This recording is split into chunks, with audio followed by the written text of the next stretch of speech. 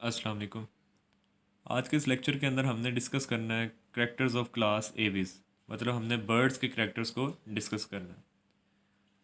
अब हम first character देखते हैं तो हमें पता चलता है कि जो बर्ड्स की बॉडी है वो स्पिंडल शेप है और इनकी जो बॉडी है उनको 4 डिवीजन्स के अंदर हम डिवाइड कर सकते हैं।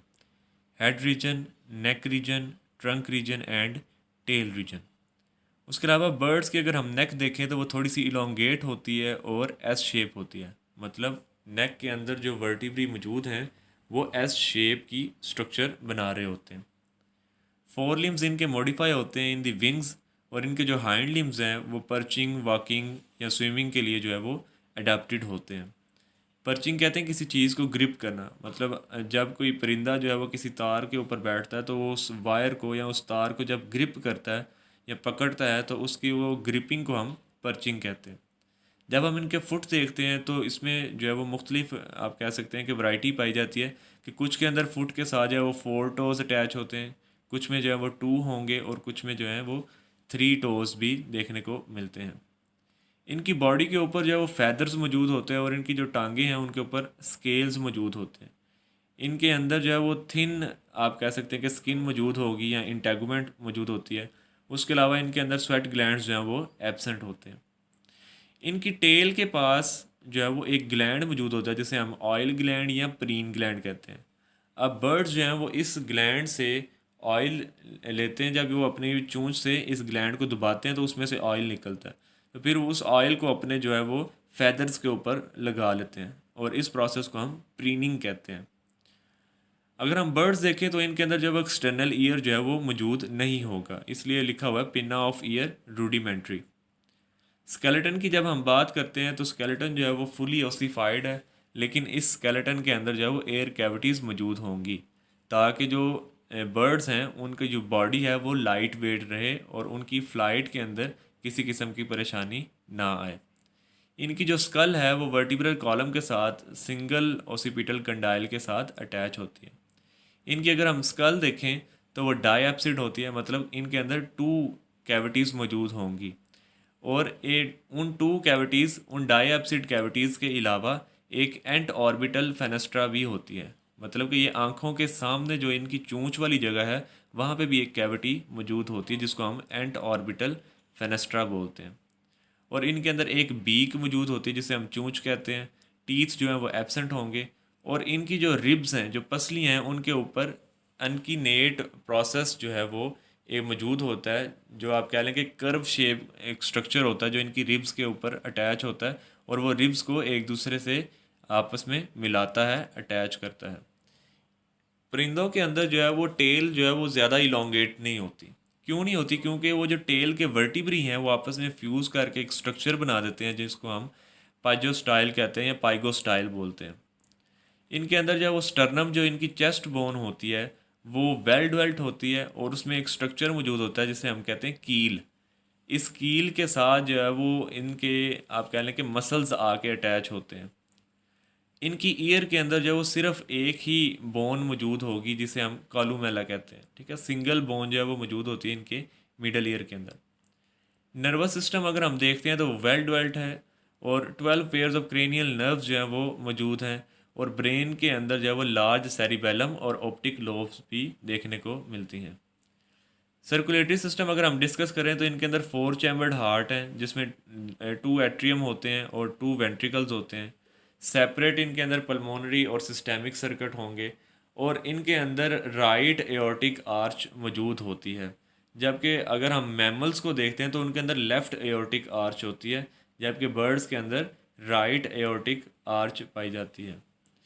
इनके हम रेड ब्लड सेल्स देखते हैं तो वो न्यूक्लिएटेड होते हैं, जबकि हम जब मैमल्स को पढ़ेंगे तो उनके रेड ब्लड सेल्स के अंदर न्यूक्लियस जो है वो मौजूद नहीं होता।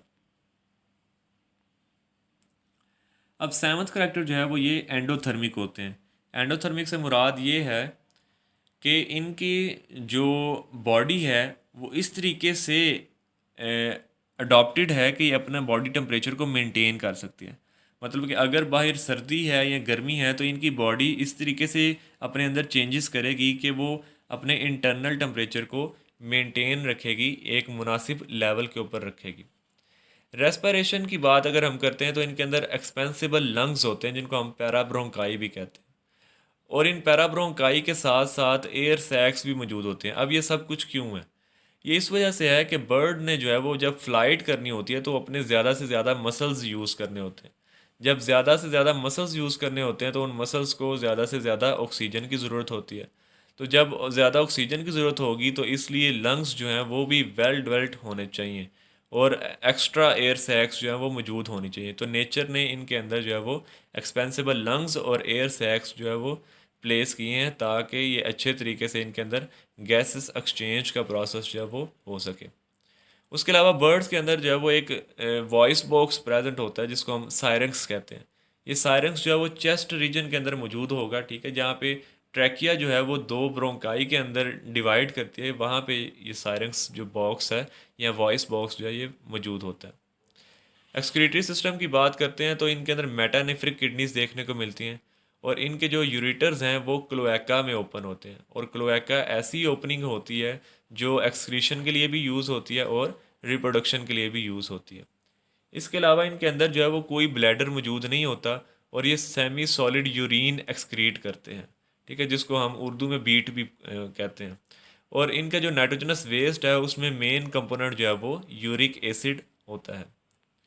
10th करेक्टर इसका देखते हैं तो इनके अंदर सेक्सेस जो है वो सेपरेट हैं, मतलब मेल और फीमेल जो है वो सेपरेट होंगी, और मेल के अंदर जो है वो टेस्टिस पेड फॉर्म में होते हैं, और वैस डेफरेंस टेस्टिस से एक ट्यूब निकलती है जो कि क्लोएका में ओपन होती है। तो टेस्टिस से स्पर्म्स आएंगे और क्लोएका के ज़रिए जो है वो बाहर निकल जाएंगे। फीमेल्स के अंदर जो है वो सिर्फ लेफ्ट ओवरी और ओविडक्ट जो है वो फंक्शनल होती है, जबकि राइट जो है वो नॉन फंक्शनल होती है। राइट ओवरी और राइट ओविडक्ट जो है वो नॉन फंक्शनल होती है। अब ये क्यों होता है? ये इस वजह से होता है ताकि इनकी बॉडी वेट जो है वो उसमें कमी आ सके। तो इसमें नेचर ने जस्ट जो है वो इनको लेफ्ट ओवरी जो है वो फंक्शनल दी है। अब यहाँ पे एक एक्सेप्शन है, ईगल्स जो हैं, ईगल की जो फीमेल्स होती हैं, फीमेल ईगल्स, उनके अंदर दोनों ओवरीज और ओविडक्ट्स जो हैं वो फंक्शनल होती हैं। बाकी तमाम बर्ड्स के अंदर जो है वो सिर्फ लेफ्ट ओवरी और ओविडक्ट सिर्फ फंक्शनल होगी। अब कुछ बर्ड्स ऐसे भी होते हैं जिनके अंदर मेल कपुलेटरी ऑर्गन जो है वो मौजूद होता है, जिनके अंदर डक्स हैं, गीज है, और पैलियोगनेथिड्स आ जाते हैं। लास्ट के ऊपर फर्टिलाइजेशन जो है वो इनके अंदर इंटरनल होगी, और उसके रिजल्ट में जो है वो एमनियोटिक एग्स जो है वो प्रोड्यूस होते हैं। ऐसे एग्स प्रोड्यूस होंगे जिनके अंदर जो है वो यॉक की अमाउंट ज़्यादा होगी, और उनका जो शेल होता है वो हार्ड होता है, कैलकेरियस होता है, मतलब कैल्शियम कार्बोनेट का बना होता है। इंक्यूबेशन इसमें एक्सटर्नल होती है, मतलब कि जो अंडे जब फीमेल जो है वो ले करती है तो उसके बाद वो अंडों के ऊपर बैठती है, और उन अंडों की जो है वो इंक्यूबेशन होती है, और उनमें से जो है वो बच्चे जो है वो निकलते हैं। अब जो बच्चे प्रोड्यूस होते हैं, मतलब कि हैच होते हैं, वो दो किस्म के हो सकते हैं। कुछ में जो है वो प्रिकॉशियल होते हैं, और कुछ में जो है वो एल्ट्रीशियल होते हैं। अब प्रिकॉशियल ऐसे बच्चों को बोलेंगे जो एक्टिव होते हैं, जो पैदा होते सार ही चल फिर सकते हैं, और उनके ऊपर जो है वो फैदर्स मौजूद होते हैं। जबकि एल्ट्रीशियल ऐसे बच्चों को हम कहेंगे जो कि हेल्पलेस होते हैं और उनके ऊपर फैदर्स भी मौजूद नहीं होते। तो यहाँ पे हम दो एग्जांपल्स ऐड करेंगे कि जब चूज़ा जो होता है, मुर्गी का चूज़ा जो है वो जब अंडे में से निकलता है तो उसके ऊपर फैदर्स मौजूद होते हैं और वो चल फिर सकता है। इसी तरीके से अगर हम बतख की एग्जांपल लेते हैं, डक की एग्जांपल, तो उसमें भी जब अंडे में से बच्चा निकलता है तो वो उसके ऊपर फैदर्स मौजूद होते हैं, और वो थोड़ी देर बाद ही चलना फिरना शुरू कर देता है। जबकि अगर हम चिड़िया की एग्जांपल लें तो उसका जब बच्चा निकलता है अंडे में से तो वो हेल्पलेस होता है, वो चल नहीं सकता, और वो नेकेड होता है, उसके ऊपर फैदर्स भी मौजूद नहीं होते, तो वो अल्ट्रीशियल की एग्जांपल में आएगा। उसके अलावा अगर हम सेक्स डिटर्मिनेशन के बारे में बात करें, जिस तरीके से ह्यूमंस के अंदर जो है वो मेल रिस्पॉन्सिबल होता है कि जो है वो बेबी बॉय होगा या बेबी गर्ल होगी, इसी तरीके से बर्ड्स के अंदर जो है वो फीमेल रिस्पॉन्सिबल होती है कि उसके जो एग है उसमें से मेल प्रोड्यूस होगा या फीमेल प्रोड्यूस होगा। तो ह्यूमंस के अंदर जो है वो मेल हेट्रोगेमेटिक होते हैं, जबकि बर्ड्स के अंदर जो है वो फीमेल हेट्रोगेमेटिक होते हैं, और इनके अंदर जो है वो डबल जी जी वाई क्रोमोसोम सिस्टम पढ़ा जाता है या डिस्कस किया जाता है।